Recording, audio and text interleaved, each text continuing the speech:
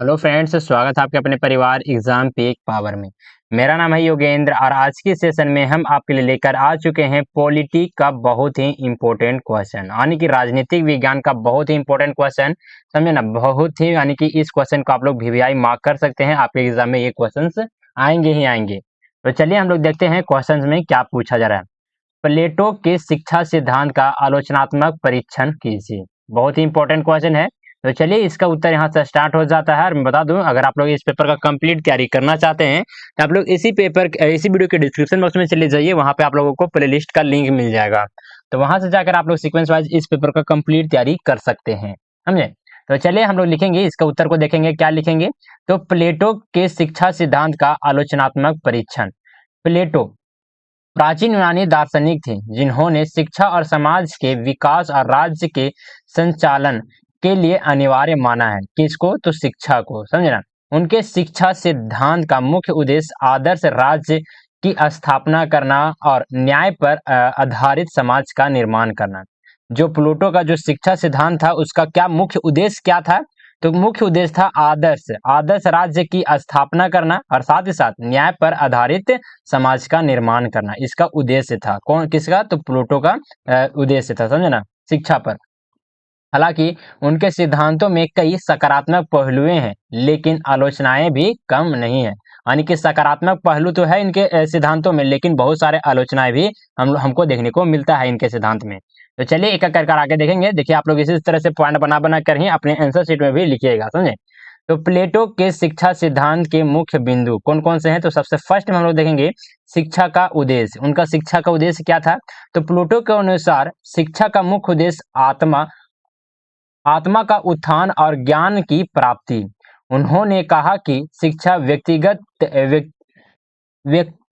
Second व्यक्तित्व का विकास करती है और व्यक्ति को उसकी पूर्ण क्षमता तक पहुंचाती है।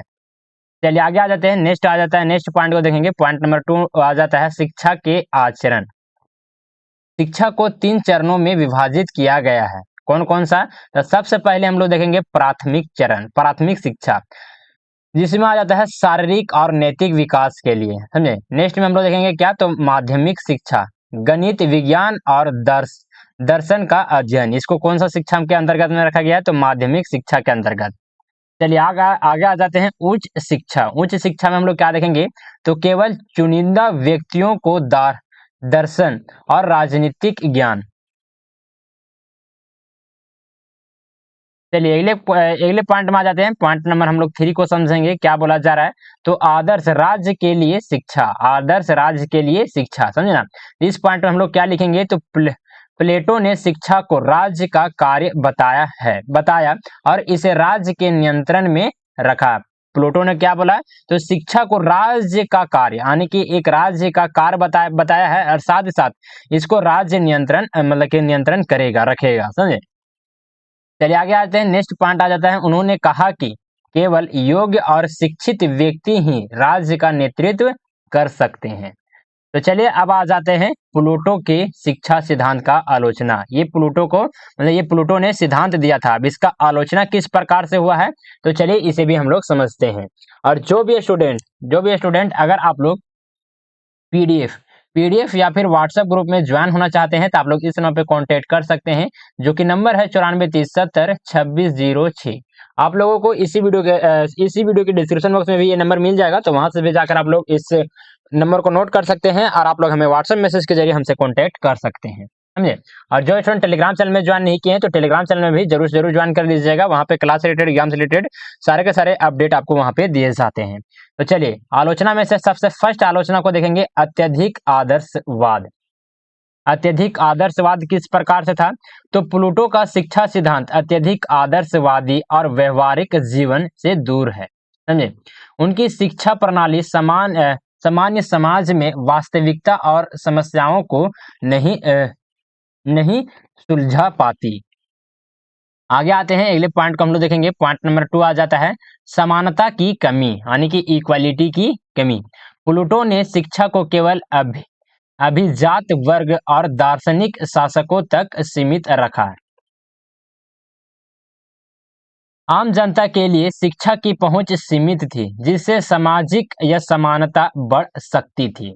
चलिए आगे देखेंगे। नेक्स्ट पॉइंट आ जाता है व्यक्तित्व स्वतंत्रता का अभाव। प्लेटो का सिद्धांत व्यक्तिगत इच्छाओं को स्वतंत्रता को अनदेखा करता है। शिक्षा पूरी तरह से राज्य के अधीन है, जो व्यक्ति की रचनात्मकता और स्वतंत्र विचारों को बोधित कर सकती है। चलिए नेक्स्ट में आ जाते हैं। पॉइंट नंबर आ जाता है 4। पॉइंट नंबर 4 में हम लोग समझेंगे महिलाओं और निम्न वर्ग की स्थिति। प्लेटो ने महिलाओं को शिक्षा के स्थान दिए, लेकिन उनकी भूमिका सीमित रखी। नेक्स्ट में आ जाते हैं निम्न वर्ग को शिक्षा प्राप्त करने का अधिकार नहीं था। आगे आ जाते हैं, अगले पॉइंट आ जाता है जो कि ये भी आलोचना ही है। पॉइंट नंबर 5 को हम लोग देखेंगे दर्शन और व्यवहार के बीच अंतर। प्लूटो का दृष्टिकोण अत्यधिक दार्शनिक था, जो वास्तविक जीवन के व्यवहारिक पहलुओं से कट जाता है। आगे आ जाते हैं, आगे देखेंगे क्या, तो उनकी शिक्षा प्रणाली अत्यधिक लोगों के लिए लाभकारी नहीं थी। अब आ जाते हैं निष्कर्ष को हम लोग देखेंगे, तो निष्कर्ष बहुत ही इंपॉर्टेंट पॉइंट बन जाता है, समझे। तो निष्कर्ष में हम लोग क्या लिखेंगे, तो प्लेटो का शिक्षा सिद्धांत शिक्षा के महत्व और उसकी संरचना पर महत्वपूर्ण विचार प्रस्तुत करता है। हालांकि यह अत्यधिक आदर्शवादी है और व्यवहारिक दृष्टिकोण की कमी है, समझे। आधुनिक शिक्षा प्रणाली में प्लेटो के विचार को लागू करने के लिए उनकी व्याख्या और सुधार आवश्यक है। उनके सिद्धांत का प्रभाव अब भी शिक्षा, नैतिकता और दर्शन के क्षेत्र में देखा जाता है। तो चलिए, आप लोग को ये वीडियो कैसा लगा, प्लीज आप लोग हमें कमेंट के माध्यम से जरूर से जरूर बताने का प्रयास कीजिएगा।